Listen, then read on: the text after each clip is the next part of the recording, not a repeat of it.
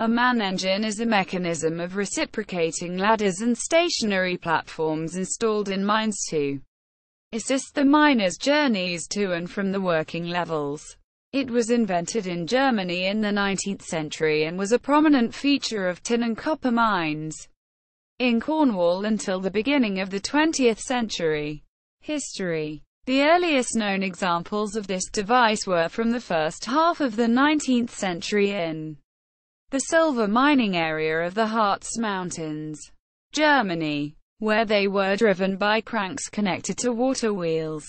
Although bucket hoists, Hackenkunst, using the same method of operation had been used in Swedish iron mines since the 17th century, they appear to have evolved from an informal modification to the beam pumps, where the miners used spikes stuck into the wooden pump rods to get themselves carried up the shaft. As beam pumps were universal in deep mines, it was a then simple development to make proper platforms to carry the miners. The first formal engine was installed in 1833 at a mine at Clausthal, Lower Saxony, where Inspector Wilhelm Albert and manager Georg Dorel, 1793 to 1854, fastened foot platforms and handholds to adjacent reciprocating pump rods, using a water wheel-driven pump put out of use when a new drainage adit was made at a lower level. The 1837 man engine at the Samson pit in St. Andreasburg in the same region is still in use, although converted from water to electric power in 1922. The device was introduced to Cornwall in January 1842, following the award of a premium for the best design by the Royal Cornwall Polytechnic Society. The winner, Michael Loam, built one for the proprietors of the Tresavian mine in Lanna near Redruth. He used a double-rod design, driven by a water wheel. In October of that year, Loam proposed that the water wheel be replaced by a steam engine. A 36-inch bore, 6-foot stroke, double-action steam engine was employed, through reduction spur gearing of 5:1. At the same time, the stroke of the man engine beams was increased from 6 feet to 12. Coal consumption was 2,400 weight, 1,200 kilograms per day. The engine was in use for only 6 hours a day, but the boiler was kept at operating temperature continuously. The miner's journey time, in either direction, was reduced from about an hour to 24 minutes and output per shift increased by 1/5. More than a dozen examples were installed in Cornish mines by the end of the century, but these were usually of the single-rod type, which was perceived as safer in use. When cable-operated winding gear became available, the man engines continued in use, particularly in cases where the mine shaft was not truly vertical and winding engines drawing suspended cages could not be used. With the provision of a few well-placed rollers and fend-offs mounted on trunnions, the rods could reach the bottom of a shaft even at a substantial deviation from the vertical. Economics also played a part. The rods needed for pumping could be used for this extra function at little increased cost.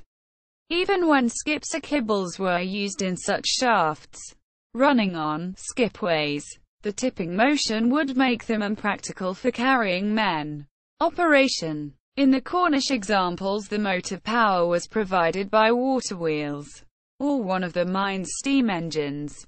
The steam engine or water wheel would be linked to a series of beams, known as rods, fastened together and reaching to the bottom of the mine shaft.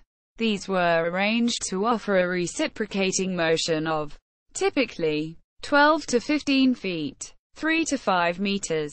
Small foot platforms were attached to the rods at the same distance apart as the engine stroke, and fixed platforms were built onto the shaft walls, spaced to coincide with the top and bottom positions of each of the moving platforms. The moving platforms were often small, typically 12 inches, 30 centimeters, square, to make the miner stand close to the center line of the rod and thus keep a safe distance from the sides of the shaft. For the same reason, grab handles were fitted directly above each one. To go up or down, the miner would step onto the traveling platform and allow himself to be carried to the next fixed platform, where he would step off and wait.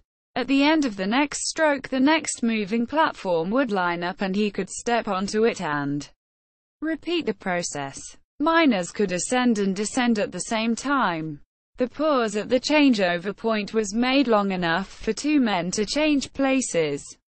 Counterweights, large boxes filled with stones attached through seesawing horizontal beams, were installed to avoid the full weight of the shaft and men bearing on the top linkage. In the deepest mines, which could sink to more than 350 fathoms, 640 meters, extra counterweights were provided at regular intervals. In horizontal side galleries, in a common variation, a pair of rods was used, with one on its upstroke as the other descended. The miner hopped from one to the other, rather than waiting at a fixed rest, as they changed direction. Beam engines were found to be less suitable than rotary steam engines, because of the jerk experience when the piston changed direction, and in Cornwall only the wheel Reithman engine, Godolphin, where a pumping engine was converted to this new use, was powered by a piston acting directly on the rods. When not in use for the man engine, it was an advantage that a rotary engine could also be used to power a whim. Safety. The miners took to these devices without hesitation, as their pay was not calculated until they had reached their underground workplace. Contemporary safety studies concluded that, although intrinsically dangerous, the use of a man engine was in practice safer than climbing long ladders. It was less risky to be carried up at the end of a hard shift than to climb a ladder and risk falling because of exhaustion. In some mines, particularly in Germany, wedges or collars placed just above close-fitting rollers, or chains, were installed to limit any drop should a breakage occur.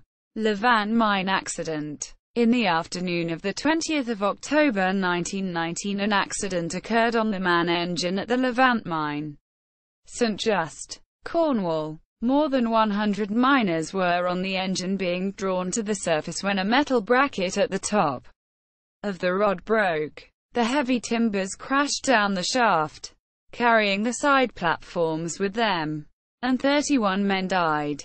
The man engine was not replaced and the lowest levels of the mine were abandoned. Cornwall, working conditions in Cornish tin mines. Video of Gruber Samson man engine in operation.